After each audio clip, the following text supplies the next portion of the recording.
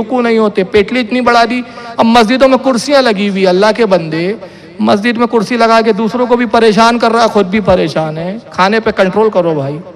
اور خاص طور سے مسلمانوں کا یہ عالم ہے کہ روغنی چیزیں، چٹپٹی چیزیں چاہیے. تو امام فرما رہے ہیں کہ اپنے پیٹوں کو جانوروں کا قبرستان مت بناؤ. گوشت کم کھانا چاہیے، گوشت کم. اور عرب کے لوگوں کی صحت کا راز کیا ہوتا تھا؟ گوشت کم کھاتے تھے وہ لوگ اور اونٹنی کا دودھ زیادہ پیا کرتے تھے. بلکہ میں نے ایک تاریخ میں پڑھا تو مجھے بڑے تعجب ہوا، شاید آپ پتہ نہیں یقین کریں گے کہ نہیں کریں گے، میرے پاس اس وقت کتاب بھی موجود ہے. وہ یہ 20 مستشرق عالم جو فرانس کے غیر مسلم عالم ہیں، انہوں نے امام جعفر صادق پر لکھی. میں اسی کتاب کے حوالے سے بتا رہا ہوں. کتاب کا نام ہے سپرمین ان اسلام. کیا نام ہے کتاب کا؟ سپرمین ان اسلام. امام جعفر پہ 20 مستشرق عالموں نے لکھا. بتائیے ریسرچ غیر کر رہے ہیں. اور آج ہماری بے بسی کا یہ عالم ہے کہ ہمیں ہی نہیں پتا ہمارے بزرگوں نے کارنامے کیا کیے. اس میں روم کی ایک تاریخ لکھی گئی کہ رومیوں میں کھانے کا بڑا رواج تھا. اور ایک زمانے تھا کہ رومی اتنا کھاتے تھے 24 گھنٹے ادھر سے آیا کھایا، ادھر سے آیا کھایا. اور کھا کے خوب جب وہ ٹھوس لیتے تھے تو گھبراہٹ ہوتی تھی تو الٹی کرنے کے پھر دوا کھاتے تھے. ان کا کھانا ہنر سمجھا جاتا تھا. اور جب ان کی عمریں کم ہونے لگی تو نتیجہ کیا ہوا؟ 30 اور 32 سال کی عمر کے نوجوان کھانے کی وجہ سے مرنے لگے.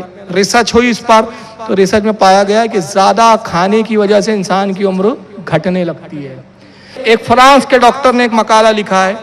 وہ مقالے کے اندر لکھتا ہے کہ امام جعفر صادق نے امراض کی نفس کو پکڑ لیا ہے کہ جو انسان گوشت زیادہ کھاتا ہے، جیسے جیسے گوشت زیادہ کھاتا ہے وہ اپنی عمر کو وہ کم کرتا جاتا ہے. امام جعفر صادق کا ایک بہت بہترین قول ہے اور بڑا مشہور قول ہے کھانے کے تعلق سے. آپ فرماتے ہیں کہ لوگوں مچھلی کھانے کے بعد دودھ مت پیو. مچھلی کھاتے ہیں نا ہم لوگ، اس کے فوراً بعد دودھ نہیں پینا چاہیے. چائے سے بھی پرہیز کریں کہ چائے میں بھی دودھ ملا ہوا ہوتا ہے. کم از کم 1 گھنٹے کے بعد. پوچھا گیا کہ مچھلی کے بعد دودھ کا کیا تاثرات ہے؟ فرمایا اس سے جذام کی بیماری ہو جاتی ہے. تو مچھلی کھانے کے فوراً بعد دودھ نہیں پینا چاہیے. اچھا، بیمار ہونے کے 3 اسباب ہوتے ہیں. اب یہ دیکھیے ایک تحقیق امام جعفر کی میں پیش کر رہا ہوں. 3 بنیادی اسباب ہوتے ہیں. اسباب اور بھی ہو سکتے ہیں. انسان جو بیمار ہوتا ہے اس کے 3 بنیادی وجہ ہوتی ہے. اور وہ 3 کیا ہوتے ہیں کہ جسم کی جو ساخت ہے ہماری، اس میں اگر اتار چڑھاو آ جائے، مثلاً آئرن کم ہو جائے، آیوڈین کسی کا گھٹ جائے، کسی کا کاربن گھٹ جائے، آکسیجن گھٹ جائے وغیرہ وغیرہ، کچھ بھی کم زیادہ ہو جائے انسان بیمار ہو جاتا ہے. ایک تو وجہ یہ ہوتی ہے بیمار ہونے کی.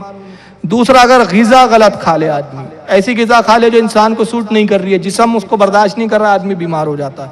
اور تیسری بیمار ہونے کی جو سب سے بڑی وجہ ہوتی ہے وہ ہے جراثیم، بیکٹیریا. ہوا کے ذریعے جو جراثیم انسان کے جسم میں داخل ہوتے ہیں اور انسان کو بیمار کرتے ہیں.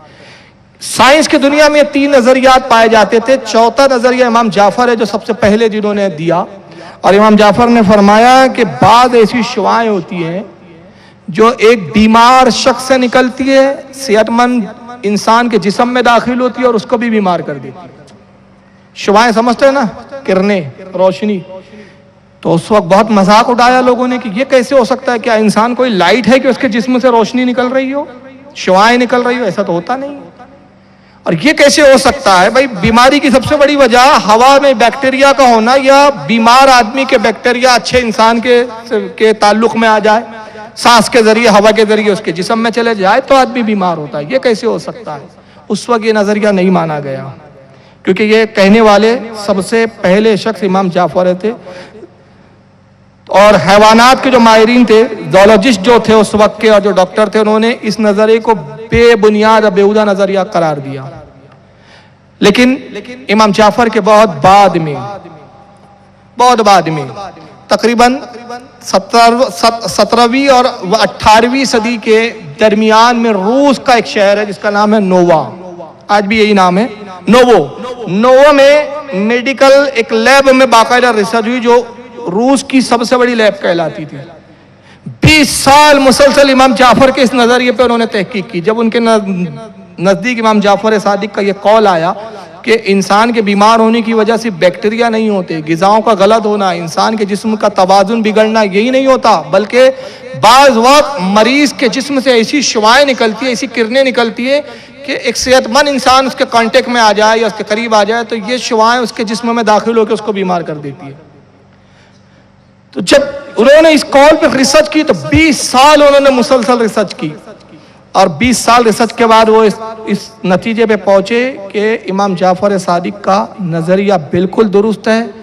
بعض اوقات بعض بیماریاں ایسی ہوتی ہیں کہ اس بیماری کا مبتلا جو مریض ہوتا ہے اس کے جسم سے الٹرا وائلٹ ریز نکلتی ہے جو اچھے انسان کے خلیات جو ہوتے ہیں, ہمارا جسم خلیات سے بنا ہے, مطلب ڈبے ڈبے سمجھ لیجئے, چھوٹے چھوٹے چھوٹے سیل جس کو انگلش میں بولتے ہیں, اب اور کوئی ورڈ نہیں ہے میرے پاس.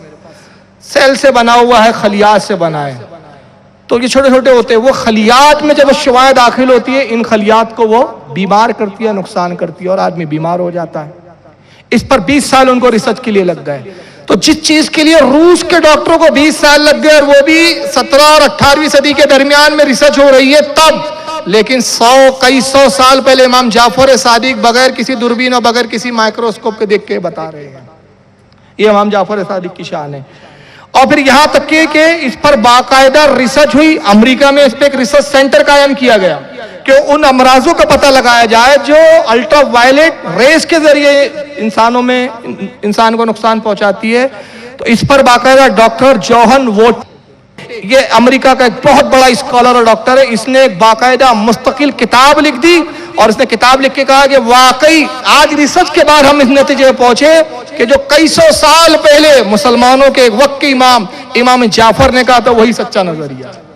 انسان اس طرح بھی بیمار ہوتا ہے. اور اسی کو بیس بنا کر انہوں نے کرنوں کے ذریعے علاج کی کھوج کی, اور آج کینسر کے علاج کے تعلق سے دعوے کیے جا رہے ہیں کہ ہم انہی شعاعوں اور کرنوں کے ذریعے کینسر کے بھی جراثیم کو مار دیتے ہیں, کینسر کے بھی علاج کرتے ہیں, جس کو ریسپیتھوپیتھی بول سکتے ہیں. اب وہ ایکچوئل نام تو ڈاکٹر بتائیں گے کیونکہ میں ڈاکٹر نہیں ہوں تو مجھے نہیں معلوم اس پیتھی کا کیا نام ہے, لیکن بہرحال کیا بولتے ہیں, ہیموپیتھی, کیمیوپیتھی بتا رہے ہمارے کیا نام ہے شمیم صاحب, ماشاءاللہ پیشے سے انجینئر ہے, اب ڈاکٹری پہ بھی تھوڑی بہت رسک ہے.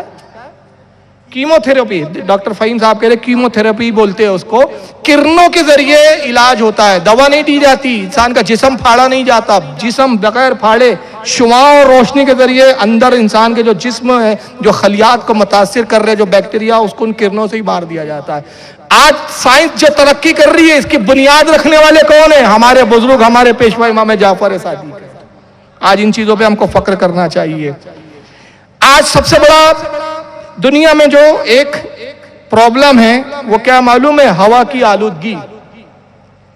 ماحول کو صاف رکھیے, پردوشن مت کیجیے, پالوشن کو صاف کرنے کی کوشش کی جا رہی ہے. اب گاڑیاں بھی, ابھی آپ نے سنا ہوگا نا بیچ میں, اب گاڑیاں بین کی جا رہی ہے, نئی گاڑی آ رہی ہے جو پالوشن کم کرے, دھواں کم چھوڑے.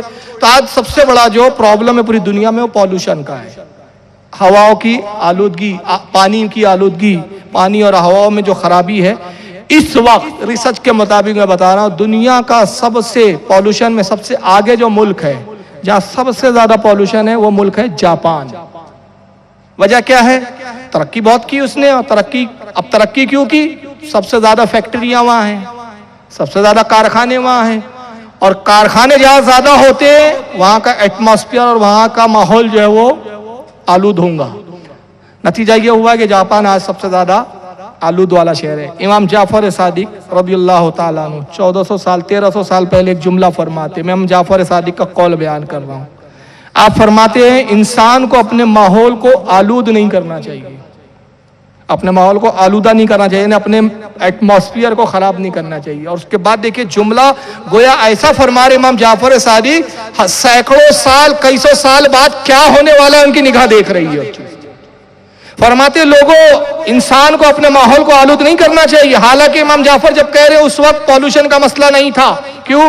اس وقت فیکٹریاں نہیں ہوا کرتی تھی, گاڑیاں نہیں ہوتی تھی, اور اس وقت اگر لوہے کو, پیتل کو, تانبے کو گلانا ہو یا دھاتوں کو کچھ کرنا بھی ہو تو ایندھن اتنی مقدار میں نہیں جلائے جاتے تھے, کوئلے اتنی مقدار میں نہیں جلائے جاتے تھے.